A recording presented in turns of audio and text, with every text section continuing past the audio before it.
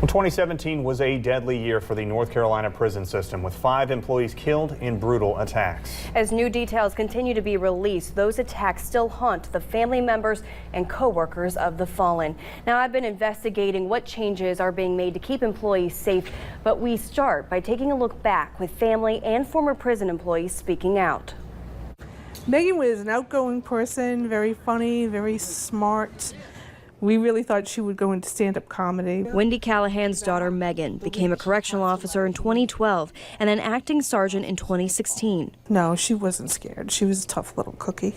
Despite the dangers facing COs, dangers that would prove deadly on April 26, 2017. She knew that he was after her, and she told my husband that. Craig was serving a life sentence for a 2004 murder. That day, she was on the phone with another sergeant and said, if something doesn't change in this prison, soon someone's going to die. And an hour later, it was her. Her autopsy says the inmate had started a fire in the trash can. And she went in with a fire extinguisher. She thought she had 2 people with her, but they never entered the floor. The autopsy says while she was trying to put out the fire, the inmate threw hot, boiling water into her face. He went after her with a shiv, and she fought him. Then he got the fire extinguisher off the floor, and he beat her with it. About 6 months later, the death count rose for prison employees in eastern North Carolina. 911, what is the address of your emergency? Pasquotank Correctional Institution. We need you guys here right now. October 12th. DPS says 4 inmates planned to escape and in doing so murdered 4 employees. Officers Wendy Shannon and Justin Smith, sewing plant operator Veronica Darden, and maintenance worker Jeffrey Howe. They beat him with hammers and stabbed him with scissors. Records say inmates Michael Brady, Seth Frazier, Isaiah Buckman, and Jonathan Monk began by brutally attacking Darden and Smith in the sewing plant. Both were pronounced dead at the scene. Darden's autopsy says she was repeatedly beaten around her head, stabbed in the back, and had her throat cut. Smith was stabbed more than 60 times in his head, neck, and torso. After the inmates attacked, then they had access to the radio. They had keys. Thomas Ashley was a sergeant in Pasquotank and was working in master control at the front of the prison, watching the chaos unfold through cameras. Come across the radio talking about there's a code on the unit, which is all the way to the opposite end of where people needed to be. It's also a fire? After starting a fire and calling a code across the prison, the inmates make their way down the freight elevator. That's when Howe and Shannon are attacked.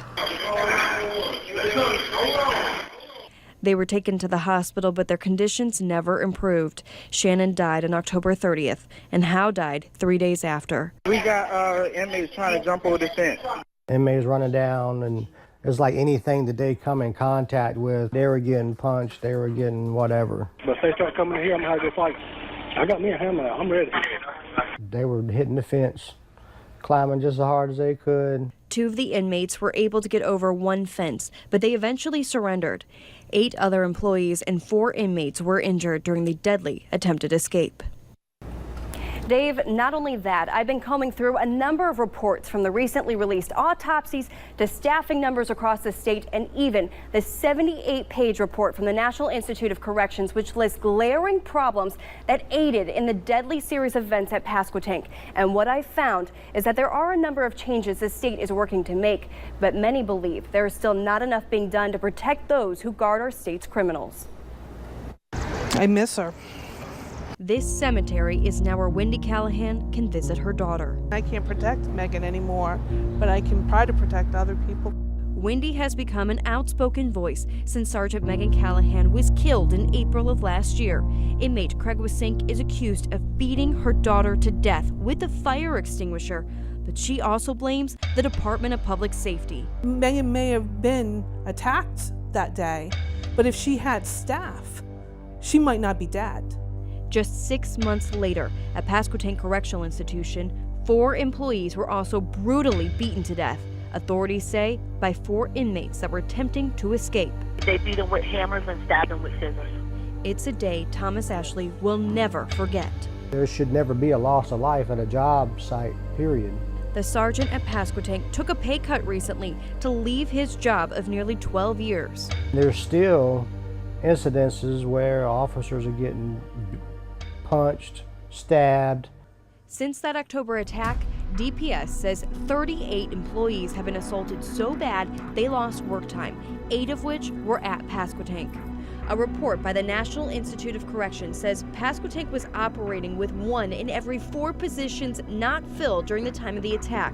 1 officer instead of 2 was left to watch 30 inmates in the sewing plant where the attack happened. I went through the number of vacant positions for every prison in the state, and what I found was shocking. At the beginning of 2017, Pasquotank's vacancy rate was 41%. Mind you, this is a maximum security prison. Since the attack, they have continued to operate with more than 1 in 4 positions vacant. And they are not alone. 8 prisons across the state continue to see a vacancy rate of 25 to 41%, including Bertie Correctional Institution, where Megan was murdered. The NIC report found overtime was causing staff burnout, complacency, and taking of shortcuts. And they're making a lot less than the national average pay for COs and jailers of $47,600. COs in North Carolina average $35,300. Folks are overworked and they're fatigued. While he believes there are things the state can improve on, Judge Reuben Young, the new interim Chief Deputy Secretary of Adult Corrections and Juvenile Justice, says he does not think staffing was a primary cause of last year's attacks. This crime was committed by people who intended to escape, and in an effort to do so, they murdered our employees. The biggest challenge that we had and what came out in the NIC report was the inconsistency of the policies of correctional enterprises and prisons.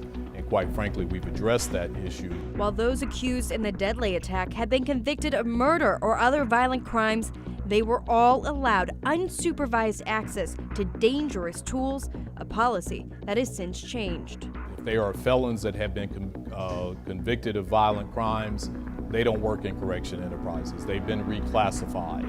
While Judge Young believes they are doing everything they can to keep employees safe, it is an inherently dangerous business. We house some of the most violent people in this state. The Department of Public Safety says while some institutions are in need of filling a large number of vacancies, they say the prisons work to make sure each post is manned by shuffling staff and through a lot of overtime.